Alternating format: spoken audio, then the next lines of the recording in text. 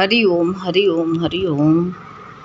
ये आप पूछ रहे हैं कि अध्यापक की बात माने कि गुरु की।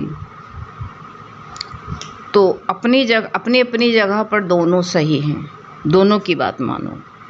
देखो, अध्यापक जो तुमको बताएगा नहीं का खा गा ABCD, तो तुमको पढ़ाई कैसे बात आएगी? उसकी बात नहीं मानोगे तो पास तुमको आध्यात्मिक विद्या भी तो नहीं आ पाएगी भाई।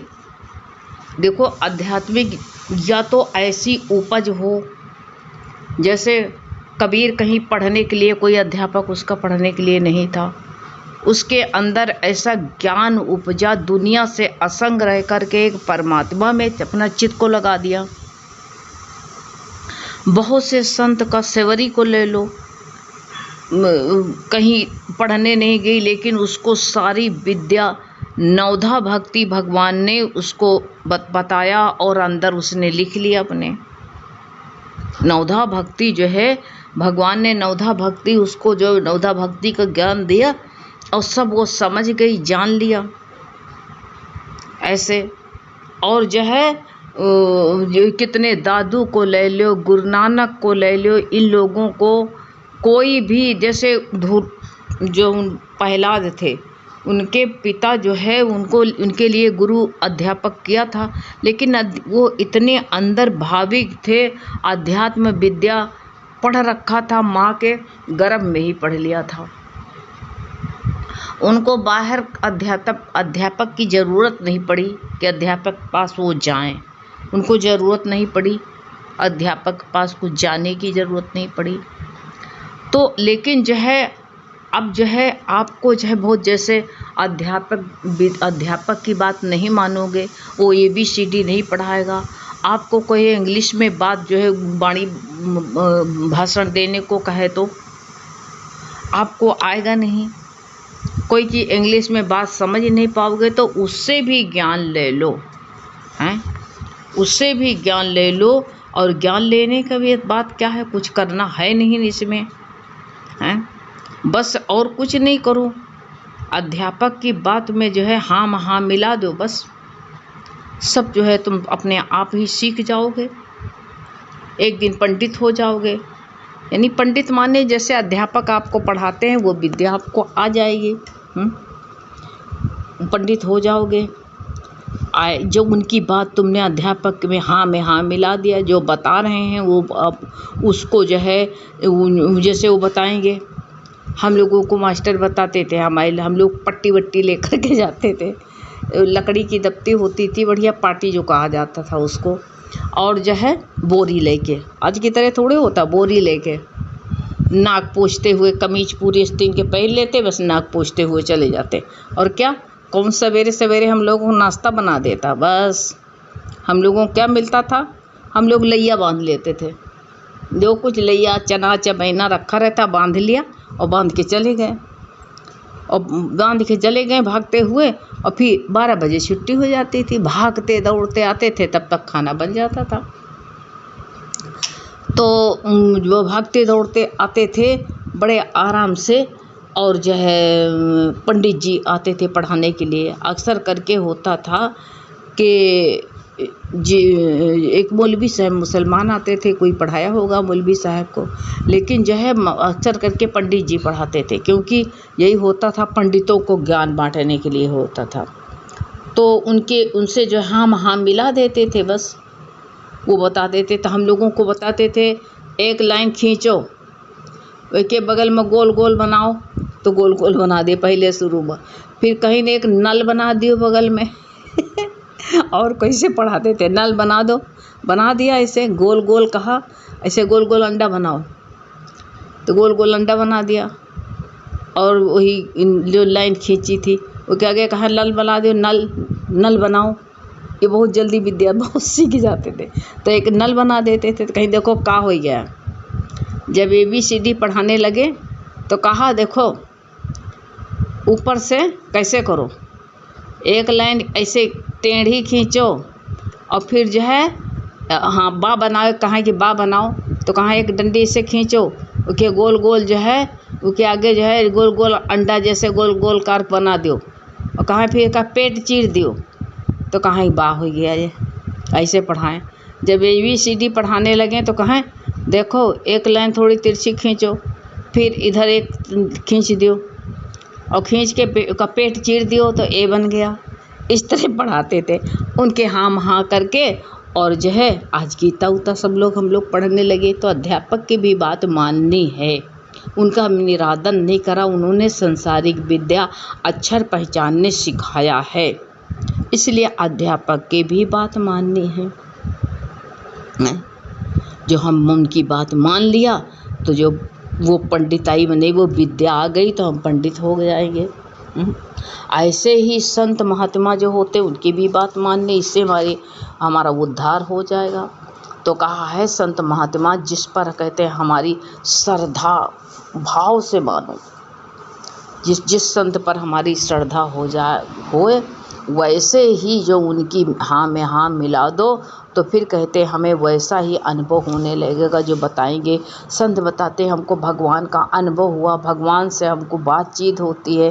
अब तुम सच में श्रद्धा करके मान लो, करिए देखो ये भगवान से मिले हुए हैं, ये भगवान के ये पार्षद हैं, ये भगवान से बात करते हैं, सच में मान लो कि भगवान से बात करते हैं तो तुमको भी ऐसे अनुभव होने लगे जाएगा।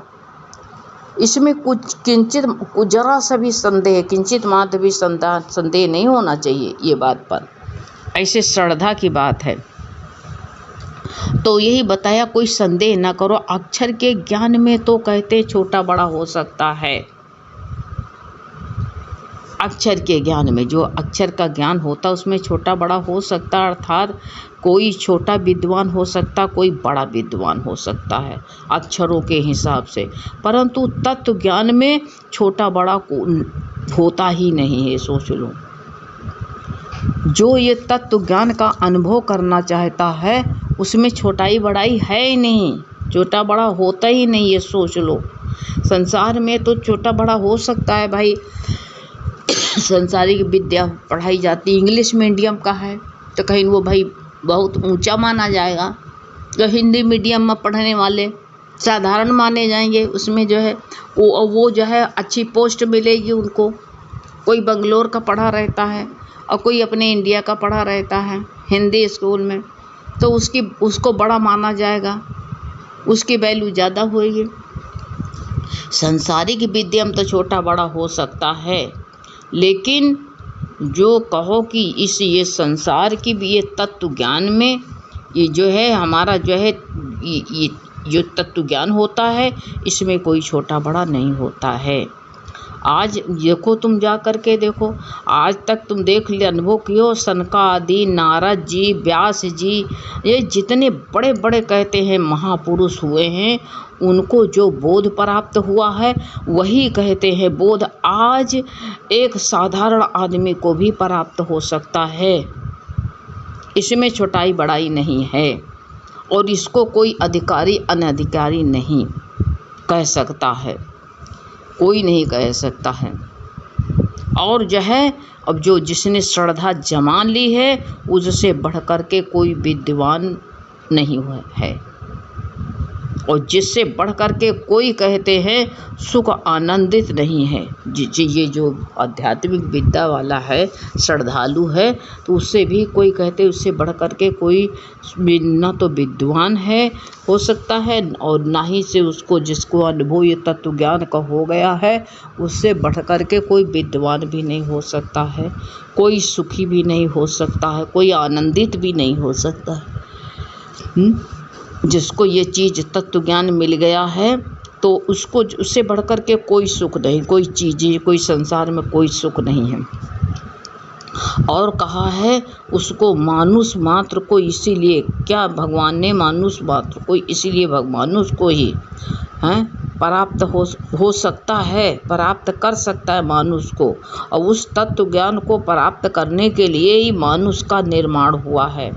कोई गाय भैंस जानवर, कोई तोता और कोई जितने जीव हैं उनका निर्माण ये तत्व ज्ञान के लिए, मानुष का जो है तत्व ज्ञान प्राप्त करने के लिए मानुष का जो है जन्म हुआ है, ये निर्माण हुआ है मानुष बात का। सोच लो, खाना पीना सोना आदि तो कहते कुत्ते गधे भी ये करते हैं, सोते हैं, खाते हैं, और बाल बच्चे उनके भी होते, परिवार भी होता है। अब इतना ही कहते हैं काम मानुष यही इतना करे तो कहते मानुष, और कहते मानुष कहलाने के काबिल है वो। मानुष तो दिखता है पर मानुषपन उसके किसके अंदर मानुष बनता है? मानुष बनता तो है ही नहीं वो। इसलिए कहते हैं भगवान कृपा करके मानुष शरीर दिया है यही के लिए। ऐसे मौके को जो पा करके भोग भोगने में पड़ा है, ऐसो आराम में सुख में पड़ा है, वो तो जानवर से भी बढ़ करके हैं। संग्रह करने में लगा रहे या किसी काम में लगा रहे भगवान को भूल करके, तो काम धंधे, गुरु कहते हैं क्या है, वो तो इंसान जो है धंधा के बीच में सब कुछ भगवान का नाम छोड़ दिया तो वो कहाँ तक कहाँ पहुँच सकता है? तुम बताओ। पहुँचेगा?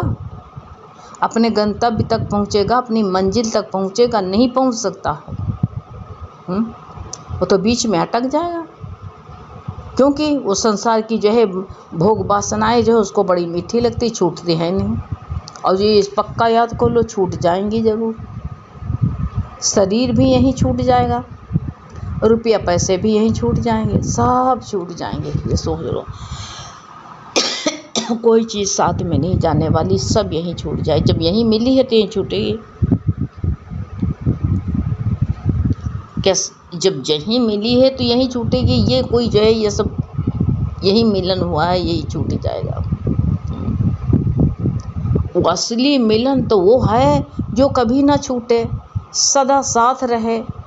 इसलिए ये बताया है सज्जनों को, ये सीख लेनी चाहिए, समझ आ जानी चाहिए सज्जनों को कि जो कहते उनको ये समझ लेने की जो चीज़ वो ले, वो जो चीज़ ले कि वो सदा साथ रहे, कभी इधर उधर नहीं हो।